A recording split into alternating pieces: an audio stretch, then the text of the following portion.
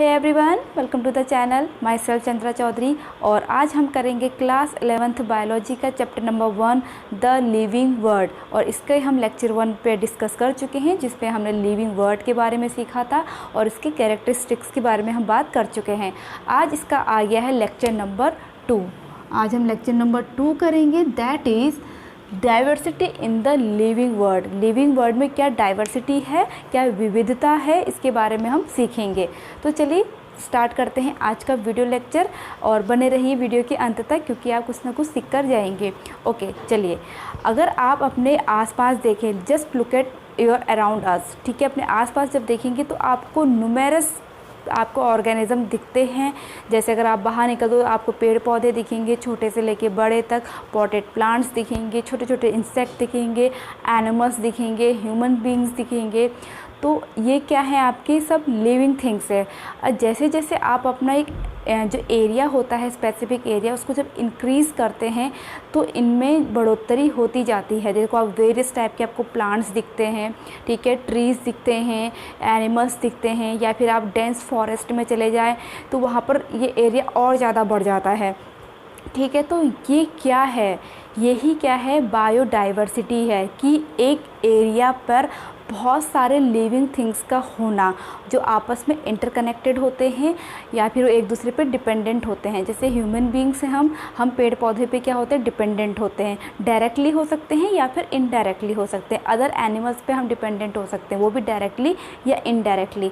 तो ये डाइवर्सिटी है। अगर मैं बात करूँ डेफिनेशन की कि व्हाट इज़ डाइवर्सिटी, तो according to your NCERT book, that is the numbers and types of organism present on earth. Means हमारी पृथ्वी पर आपके जो बहुत ज़्यादा ऑर्गेनिजम्स हैं नंबर्स में, या फिर जो उनके अलग अलग टाइप्स हैं, इसी को ही हम क्या कहते हैं, डाइवर्सिटी कहते हैं।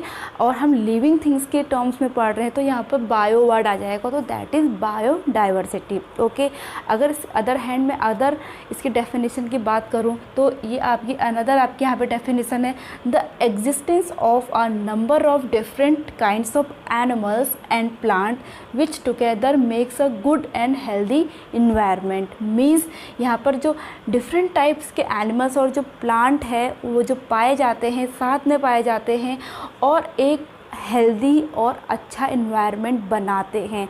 जैसे कि अभी मैंने थोड़ी देर पहले कहा कि जितने टाइप्स के भी आपके एनिमल्स हैं, प्लांट हैं, इंसेक्ट हैं, यहाँ तक कि बहुत सारे ऐसे आपके यूनिसेलुलर ऑर्गेनिजम्स होते हैं जो हमें अपनी नेकेड आई से भी नहीं दिखाई देते, लेकिन वो एग्जिस्ट करते हैं।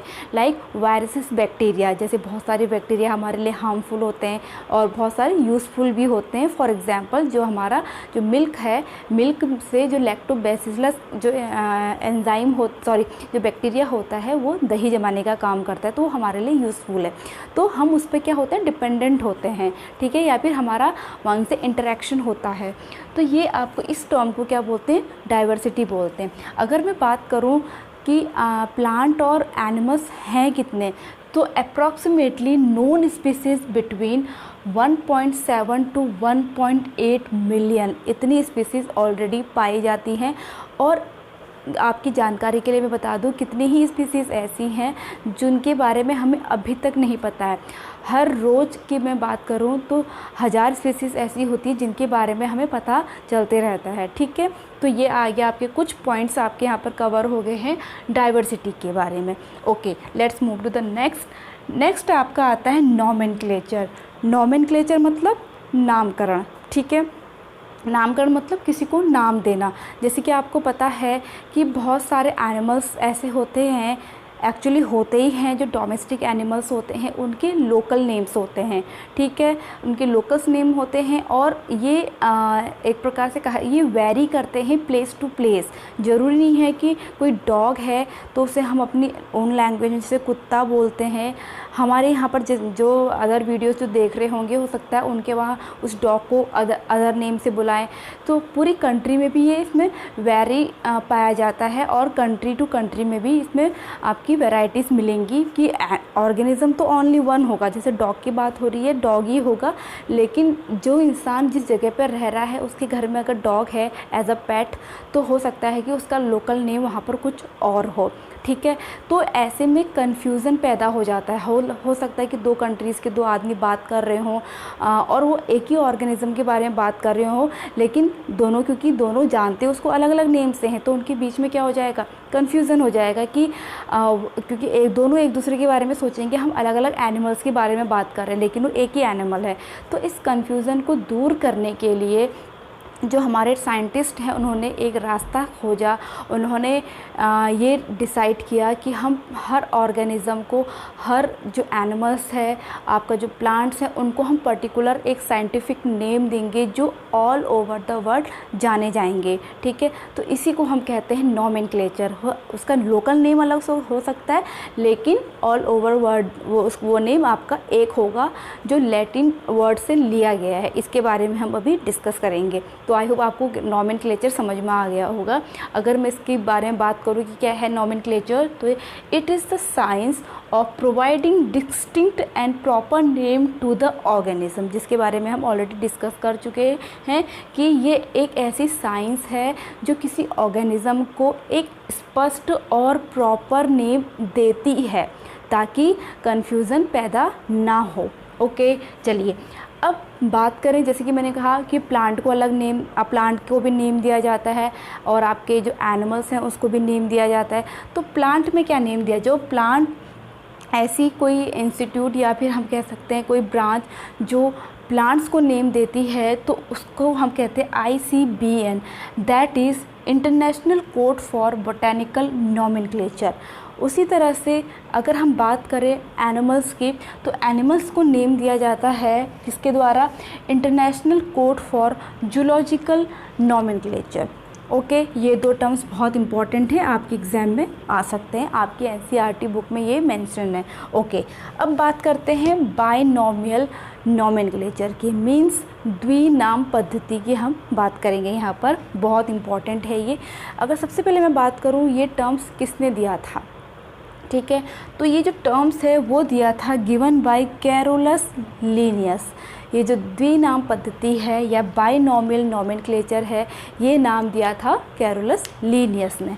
ओके, अब जो ये द्विनाम पद्धति है इसमें बायनॉमियल, तो बाय का मतलब दो होता है, तो that means it have two components. इसके टू कॉम्पोनेंट्स होते हैं, एक होता है जेनेरिक नेम, दूसरा होता है स्पेसिफिक एपिथेट या फिर हम इसको स्पीसीज भी कह सकते हैं। चलिए अब बात करते हैं रूल्स के बारे में, इसके क्या क्या रूल्स होते हैं। तो यहाँ पर मैंने रूल्स नहीं मेंशन किए हैं, बट आप लोग अपनी NCERT बुक्स में उसको देख सकते हैं, बट यहाँ पर मैं आपको ओरली समझा दूँगी। ठीक है, चलिए तो यहाँ पर मैं, जैसे कि आपकी NCERT बुक में एग्जाम्पल लिया गया है यहाँ पर आपके मैंगो का।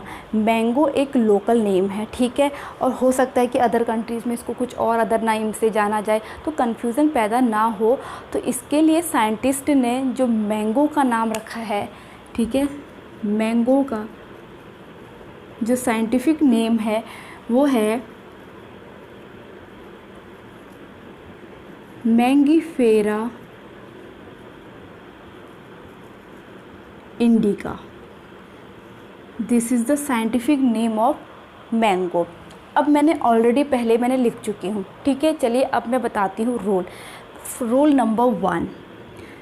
रूल नंबर 1 में आपकी NCERT बुक में ये बताया गया है कि जो बायनॉमियल नोमेनक्लेचर है उसमें ये जो वर्ड लिए गए हैं, ये पहली बात तो बायोलॉजिकल नेम है दोनों, क्योंकि यहाँ पे दो वर्ड दिखाई दे रहे हैं ना आपको, तो दो वर्ड का मतलब यहाँ पर क्या हो गया, बायनॉमियल, 2 वर्ड्स लिए गए हैं। तो पहली बात तो ये वर्ड्स हैं वो लैटिन वर्ड हैं। दूसरी बात, इनको जो हैंड रिटन लिखा जाता है वो इटैलिक में लिखा जाता है, ठीक है। पहली बात क्या है, लैटिन वर्ड है, और दूसरा पॉइंट क्या है, इटैलिक में लिखा जाएगा, लैटिन कॉमा इटैलिक फॉन्ट में लिखा जाएगा। हालांकि मेरा ये लिखा हुआ इटैलिक फॉन्ट नहीं दिख रहा होगा, बट अगर मैं इटैलिक फॉन्ट की बात करूं तो आपके दिमाग में आ गया होगा कि इटैलिक फॉन्ट कैसा होता है, थोड़ा सा इंक्लाइंड होता है। ओके, अब रूल नंबर 2 की अगर मैं बात करूं तो रूल नंबर 2 में यहाँ पर आपके जो 2 वर्ड हैं मैंगीफेरा एंड इंडिका, ठीक है। जो फर्स्ट आपका जो यहाँ पर वर्ड दिखाई दे रहा है, ये आपका रिप्रेजेंट करता है जेनेरिक नेम को, या फिर मैं कहूँ जीनस को ये रिप्रेजेंट करेगा। ये किसको रिप्रेजेंट करेगा? जीनस को, ठीक है। और जो सेकंड वर्ड है ये रिप्रेजेंट करता है स्पीसीज़ को, ठीक है, या फिर स्पेसिफिक एपिथेट को, और स्पेसिफिक एपिथेट को रिप्रेजेंट करता है। ओके, नेक्स्ट जो इस तो सेकंड पॉइंट ये हो गया कि पहला जो वर्ड होता है वो जीनस होता है, सेकंड वर्ड जो होता है वो स्पीसीज या फिर हम उसको स्पेसिफिक एपिथेट कहते हैं। ओके, थर्ड वन, अब बात आती है लिखने की। जब भी आपको ये बुक में देखोगे, आप अभी देख भी सकते हो, तो इनको लिखा जाता है पहली बात, या तो जब ये वर्ड लिखे जाएंगे उसके नीचे अंडरलाइन होगा या फिर ये इटैलिक फॉन्ट में आपको दिखेंगे, ठीक है। इसके बारे में हम रूल नंबर 1 में भी पढ़ चुके हैं, लेकिन हैंड रिटन में आपको या तो इटैलिक में दिखेगा, मतलब नॉर्मल जो बाकी वर्ड है उसके जैसा नहीं दिखेगा, इटैलिक फॉन्ट में होगा या फिर आपके उसके नीचे अंडरलाइन होगा। ओके, अब ये हो गया आपका रूल नंबर 3। अब रूल नंबर 4, अब बात आती है लिखने की, ठीक है। जब हम कभी भी किसी भी आपका जो फ्रूट है या फिर आपका प्लांट्स हैं, एनिमल्स हैं, उनका जब हम साइंटिफिक नेम लिखते हैं, बायोलॉजिकल नेम लिखते हैं, तो पहला वर्ड जो जीनस होता है, it should be in capital letter. First आपका जो लेटर होता है वो कैपिटल लेटर में होना चाहिए। आपको दिखाई भी दे रहा होगा कि आपका कैसा है, कैपिटल लेटर है। एंड जो आपका सेकंड वर्ड होता है दैट इज़ स्पीसीज या फिर स्पेसिफिक एपिथेट होता है, it should be in small letter, ठीक है। तो आपको आसानी से यहाँ पर दिखाई दे रहा होगा, मैंगीफेरा इंडिका में मैंगी जो फेरा वर्ड है, जीनस है, इसमें पहला वर्ड आपका कैपिटल लेटर में मैंने शो किया है, और जो दूसरा वर्ड है इंडिका, इसमें जो फर्स्ट लेटर है वो स्मॉल लेटर में है। तो दीज आर 4 रूल, आपके 4 रूल हैं कि कैसे हम किसी वर्ड को बायोलॉजिकल नेम देते हैं और कैसे लिखते हैं, ठीक है। तो मैंने यहाँ पे रूल नहीं लिखे हैं, बट यहाँ पर मैंने वो समझा दिए हैं। आई होप आपको समझ में आ जाए। अब लास्ट वन, यहाँ पर आपका जब कोई भी साइंटिफिक नेम होता है उसके लास्ट में ऑथर का नेम दिया रहता है। जैसे मैंने यहाँ पर मैंगीफेरा इंडिका LINN लिन लिख दिया है, दैट मीन्स ये बाइनोमियल नोमेनक्लेचर हैं और इसके ऑथर लीनियस हैं। अभी मैंने यहाँ पर बताया कैरोलस लीनियस ने ही ये द्विनाम पद्धति या फिर बाइनोमियल नोमेनक्लेचर दिया था, ठीक है। आई होप अब आपको ये रूल भी क्लियर हो गए होंगे। चलिए, नेक्स्ट कैटेगरी है क्लासिफिकेशन। अगर मैं पहले इन जनरल आपको समझाऊं, अगर एक थॉट दूं, तो आपको पता है, जैसे कि हम ऑलरेडी पढ़ चुके हैं, कि हमारी जो अर्थ है सबको काउंट नहीं कर रहे हैं, काउंट करेंगे तो वो आपका काउंटलेस हो जाएगा, ठीक है। अगर हम ओनली स्पीसीज़ की बात करें, डॉग की स्पीसीज़ है, कैट की स्पीसीज़ है, आंट्स की स्पीसीज़ है, कहा जाता है कि जो आंट्स होते हैं वो सबसे ज़्यादा नंबर्स में होते हैं, ह्यूमंस हैं आपके, या फिर जो वाइल्ड एनिमल्स हैं, काऊ हैं, बफेलो हैं, सब जो ये स्पीसीज़ हैं, ये खाली स्पीसीज़ ही कितनी नोन है आपकी 1.7 से लेकर 1.8 मिलियन तक, तो ये नोन है। और हर रोज़ भी ये अभी भी पता चलते जा रहा है इनके बारे में, कितनी ऐसी स्पीसीज़ है जिनके बारे में हमें मालूम ही नहीं है। तो हम एक एक की स्टडी नहीं कर सकते, पहली बात, ठीक है, ना उनको हम किसी बुक में लिख सकते। तो धीरे धीरे इसको इजी करने के लिए, क्योंकि जब हम किसी भी एनिमल्स के बारे में सोचते हैं, सपोज मैंने डॉग का नेम लिया, ठीक है, अगर मैं डॉग का नेम ले रही हूँ तो आपके दिमाग में डॉग की इमेज आ जाती है और उसके क्या क्या कैरेक्टर हैं ये आपके दिमाग में आ जाते हैं, कि उसकी बॉडी में हेयर होते हैं, वो आपका जो उसकी मोड ऑफ न्यूट्रिशन होता है वो आपका ओमनीवोरस होता है, ठीक है, वो क्योंकि वो फूड जो आपके पेट डॉग्स होते हैं, डोमेस्टिक डॉग्स होते हैं, वो रोटी वगैरह भी खाते हैं, फ्लैश वगैरह भी खाते हैं। तो उनके जो भी कैरेक्टरिस्टिक्स होते हैं वो आपके माइंड में आ जाते हैं, ठीक है। ह्यूमंस की बात करेंगे तो ह्यूमंस के कैरेक्टरिस्टिक्स आ जाएंगे, पर्टिकुलर किसी प्लांट्स की बात करें, वीट की बात करें तो उसके आपके कैरेक्टरिस्टिक्स आ जाएंगे। तो ये सब जो भी हैं, कुछ फिर साइंटिस्ट ने ये किया कि जो आपके जिनमें रिलेशनशिप होती होती है, कुछ एनिमल्स ऐसे जैसे डॉग है, कैट है, दोनों अलग अलग स्पीसीज़ हैं, लेकिन दोनों में क्या आपकी सिमिलैरिटी हैं, जैसे दोनों की होल बॉडी पार्ट्स में हेयर पाए जाते हैं, दोनों बेबी बर्थ गिविंग होते हैं, ठीक है, दोनों की जो मोड ऑफ ईटिंग होता है ऑमनिवोरस टाइप होते हैं। तो ये सब जो इनको एक कैटेगरी में रखा गया, ठीक है, और इनकी स्टडी को करने के लिए इनका क्लासीफाई किया गया इनको। तो इसी प्रोसेस को हम क्या कहते हैं, क्लासिफिकेशन कहते हैं। इससे पहले आइडेंटिफिकेशन होता है, जैसे कि यहाँ पे नॉमेनक्लेचर आया। नॉमेनक्लेचर में जब हम किसी भी स्पीसीज़ के बारे में, किसी पर्टिकुलर एनिमल्स के बारे में सोचते हैं तो उसके प्रति जो भी हमारे माइंड में कैरेक्टरिस्टिक्स आते हैं, ठीक है, हम उसको पहचानते हैं। कोई डॉग आ गया, एनिमल्स आ गया, तो हम उसकी कैरेक्टरिस्टिक्स से, उसके फीचर से हमको उसको पहचानते हैं, तो दैट इज़ आइडेंटिफिकेशन, ठीक है। फिर हम उसको नेम देते हैं, दैट इज़ नॉमेनक्लेचर। अब उसे हम क्लासीफाई कर रहे हैं, ग्रुप्स में क्लासीफाई कर रहे हैं जिनकी सिमिलैरिटी सेम हो, क्योंकि सारे जो भी आपके प्लांट्स हैं या फिर एनिमल्स हैं उनके बीच की में सिमिलैरिटी बहुत कम होती है, कुछ कुछ में होती है, तो इनको ग्रुप्ड किया गया है। तो अगर हम डेफिनेशन की बात करें कि what is classification, it is the process by which anything is grouped into convenient categories based on some easily observable characters, जिसके बारे में अभी आपसे मैंने इतना सारा डिस्कस किया कि जब कोई भी हम एनिमल्स, प्लांट्स को देखेंगे तो उसमें जो ऑब्ज़र्व करके, क्योंकि उनमें कुछ ऐसे कैरेक्टर्स होंगे जो सिमिलर होंगे, तो उनको एक ग्रुप में रखा जाता है ताकि उनकी स्टडी करना हमारे लिए कन्वीनियंट हो, आसानी से हो। तो उसे ही हम क्या कहते हैं, क्लासिफिकेशन कहते हैं। क्लियर हो गया? ओके, चलिए बात करते हैं नीड्स की, कि इसकी आवश्यकता क्यों है क्लासिफिकेशन की। सबसे पहली बात तो कन्वीनियंस ऑफ स्टडी।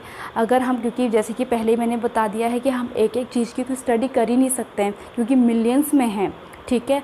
तो अगर हम इसको क्लासीफाई कर दें तो इसकी स्टडी करना क्या हो जाएगा, बहुत आसान हो जाएगा हमारे लिए।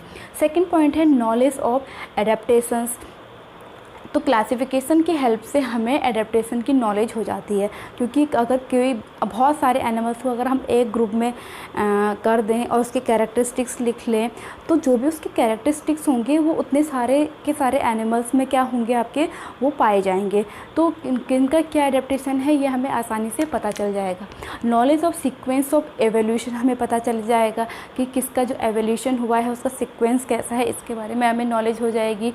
And discovery of new organisms, जो न्यू ऑर्गेनिज़म्स की डिस्कवरी हो रही है उसके बारे में हमें पता चलता है। क्योंकि अगर किसी का कोई न्यू ऑर्गेनिज़म डिस्कवर हुआ है तो उसके क्या कैरेक्टरिस्टिक्स हैं, जो हमारे पास ऑलरेडी अवेलेबल ग्रुप्स हैं उसमें हम उसको आसानी से रख सकते हैं। अब नेक्स्ट है आपका टैक्सोनॉमी, ठीक है।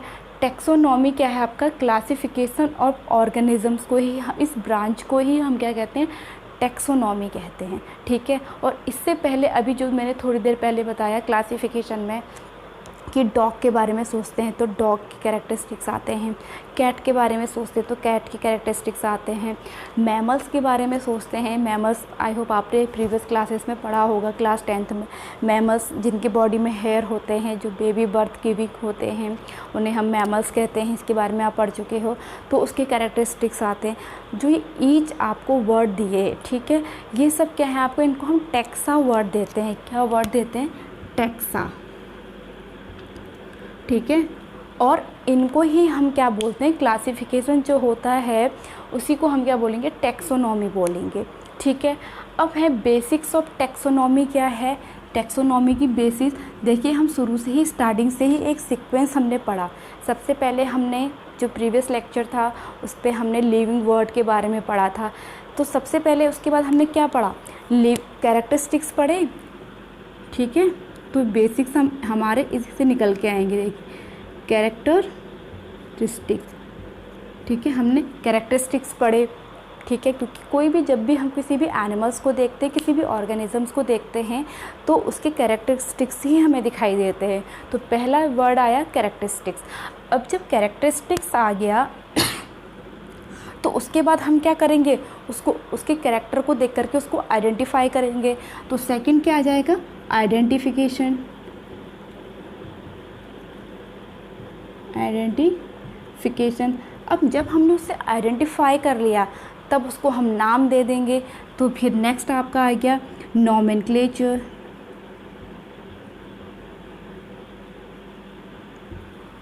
ओके।